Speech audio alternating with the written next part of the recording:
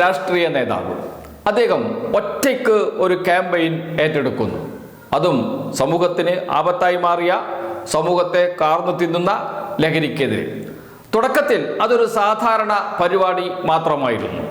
പിന്നീടത് ഓരോ ജില്ലകൾ കഴിയുന്തോറും ആയിരക്കണക്കിന് ആളുകൾ ആ പരിപാടിയുമായി സഹകരിച്ചു തുടങ്ങി. അങ്ങനെ ഒറ്റയ്ക്ക് ഏറ്റെടുത്ത് ഒരു പരിപാടി വൻ വിജയമാക്കുന്ന നേതാവിൻ്റെ പേരാണ് രമേശ് ചെന്നിത്തല. എത്ര അഭിനന്ദിച്ചാലും മതിയാക്കില്ല. രാഷ്ട്രീയ പ്രശ്നം ഉയർത്തിയല്ല അദ്ദേഹം ഈ ക്യാമ്പയിൻ ഏറ്റെടുത്തത്.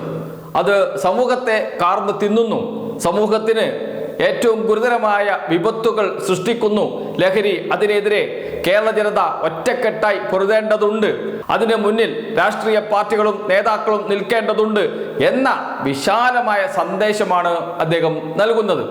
തിരുവനന്തപുരത്താണ് പരിപാടി ആരംഭിച്ചത്. അന്ന് വലിയ ആൾക്കൂട്ടമൊന്നും ഉണ്ടായില്ല, ഒരു സാധാരണ പരിപാടിയാണ്.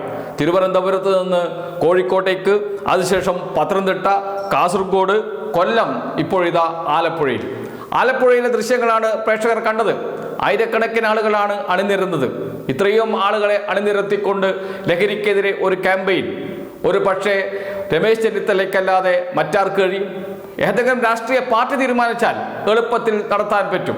CPIM പോലെയുള്ള, അല്ലെങ്കിൽ DYFI പോലെയുള്ള, അല്ലെങ്കിൽ യൂത്ത് കോൺഗ്രസ് ആയാലും ഇത്തരമൊരു പരിപാടി സംഘടിപ്പിക്കാൻ ഒരു സംഘടന എന്ന രൂപത്തിൽ എളുപ്പത്തിൽ കഴിയും.